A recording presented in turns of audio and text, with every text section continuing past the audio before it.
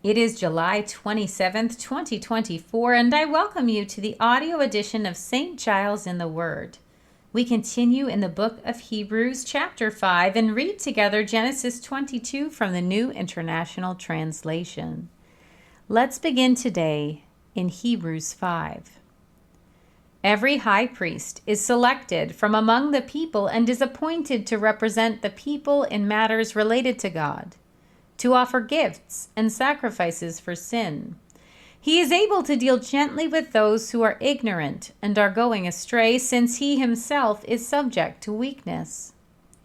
This is why he has to offer sacrifices for his own sins, as well as for the sins of the people. And no one takes this honor on himself, but he receives it when called by God, just as Aaron was.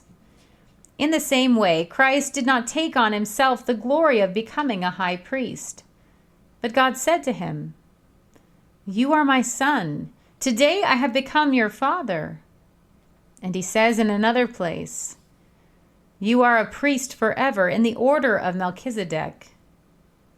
During the days of Jesus' life on earth, he offered up prayers and petitions with fervent cries and tears to the one who could save him from death.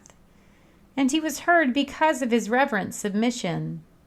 Son though he was, he learned obedience from what he suffered, and, once made perfect, he became the source of eternal salvation for all who obey him, and was designated by God to be high priest in the order of Melchizedek. We have much to say about this, but it is hard to make it clear to you because you no longer try to understand. In fact, though by this time you ought to be teachers, you need someone to teach you the elementary truths of God's Word all over again. You need milk, not solid food. Anyone who lives on milk, being still an infant, is not acquainted with the teaching about righteousness. But solid food is for the mature, who by constant use have trained themselves to distinguish good from evil. We turn now to Genesis 22. Some time later, God tested Abraham. He said to him, "Abraham." "Here I am," he replied. Then God said, "Take your son, your only son, whom you love, Isaac, and go to the region of Moriah. Sacrifice him there as a burnt offering on a mountain I will show you."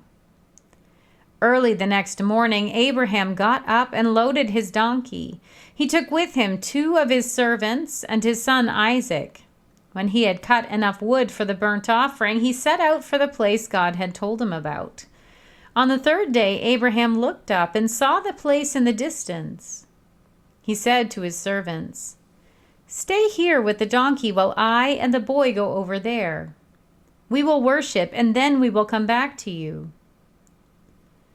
Abraham took the wood for the burnt offering and placed it on his son Isaac, and he himself carried the fire and the knife.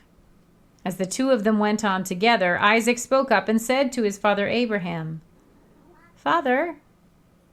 "Yes, my son," Abraham replied. "The fire and wood are here," Isaac said, "but where is the lamb for the burnt offering?" Abraham answered, "God himself will provide the lamb for the burnt offering, my son." And the 2 of them went on together. When they reached the place God had told them about, Abraham built an altar there and arranged the wood on it. He bound his son Isaac and laid him on the altar, on top of the wood. Then he reached out his hand and took the knife to slay his son. But the angel of the Lord called out to him from heaven, "Abraham, Abraham." "Here I am," he replied. "Do not lay a hand on that boy," he said. "Do not do anything to him. Now I know that you fear God, because you have not withheld from me your son, your only son." Abraham looked up, and there in a thicket he saw a ram caught by its horns. He went over and took the ram and sacrificed it as a burnt offering instead of his son. So Abraham called that place, "The Lord will provide." And to this day it is said, "On the mountain of the Lord it will be provided." The angel of the Lord called to Abraham from heaven a second time and said, I swear by myself, declares the Lord, that because you have done this and have not withheld your son, your only son, I will surely bless you and make your descendants as numerous as the stars in the sky and as the sand on the seashore.